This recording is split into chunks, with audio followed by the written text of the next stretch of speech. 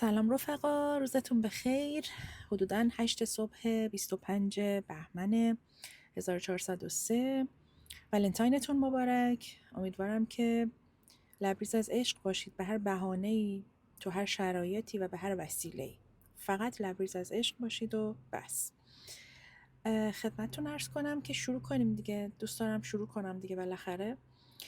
اول از همه مرسی بابت پیشنهادات کوتاه و بلندی که لطف کردید برای من نوشتید یا بهم گفتید. خیلی کم بود البته، خیلی خیلی دوست داشتم بیشتر استفاده کنم، ولی بابت همون مقدار هم سپاسگزارم از حضورتون و اینکه امیدوارم که بتونم اون چیزی که ازتون دریافت کردم رو اجرا کنم. دوستان، همونطور که احتمالاً از کانال متوجه شدید، اسم کانال من هست Enigmatic Mind که معادل فارسی که من به انگلیسی ترجمهش کردم به Enigmatic Mind اندیشه ناخوانا هست. حالا چرا اندیشه ناخوانا؟ خلاصه بگم، من بیش از 15 سال پیش وبلاگی داشتم به نام اندیشه ناخوانا که سالها توش می نوشتم. حال خیلی خوبی بهم میداد و درگیرش بودم. خلاصه یکی از مشغله های فکریم بود، بهش پایبند هم بودم البته سالیان متمادی. بعد اون گذشت و حالا رسیدیم به الان و من برای انتخاب اسم کانال خیلی ور کردم، خیلی فکر کردم، حتی با AI مشورت کردم. اونم یه ترکیبات بامزه و باحالی بهم پیشنهاد میکرد، اما همشون یه زمختی و یه نمیدونم یه کدری خاصی داشتن.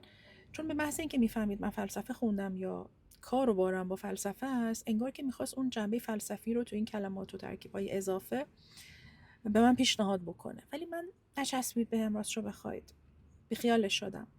بعد یهو به ذهنم این جرقه تو ذهنم این جرقه ایجاد شد. گفتم اندیشه ناخوانا چی؟ یادته اون زمان فلان و اینا. بعد دیدم آره چه خوب. اصلا مگه تا الان چه چیزی تغییر کرده که من یک اسم جدیدی بخوام به صفحه‌ای که توش میخوام فکر کنم و حرف بزنم بدم؟ مگه گرهی از اون ناخوانایی باز شده؟ دیدم خب اوکی، خیلی خودم به خودم پیشنهاد خوبی دادم فکر کنم. خلاصه اینطور شد که ما با مختصر شده این اسم به نام انیک مایند در خدمتتون هستیم. در مورد ناخوانا بودن که احتمالا براتون مشخص باشه معنیش، ولی خلاصه باز بگم اینه که چیزی که اندیشه‌ای که فکری که عمل کردی که نمیدونم هر چیزی، هر دیدگاهی که خب هر کسی ازش سر در نمیاره، نه اینکه پیچیده است، نه اینکه لول داره و لول پایین دستش به لول بالا نمیرسه، ابداً نمیتونن بخونن، نمیتونن بفهمن، نمیتونن درک کنن. به نظرشون مبهمه، غبارآلوده است، ناخواناست، کج و کوله است. شاید کج و کوله شاید تعبیر بهتری باشه، چون عموما آدم‌ها وقتی چیزی رو نمیتونن بخونن یا درک کنن یه کج و معوجی خاصی بهش نسبت میدن که بگن مشکل از شناخت ما نیست، مشکل از کج و معوجی اونه. حالا شاید پر بیرا هم نگفته باشن.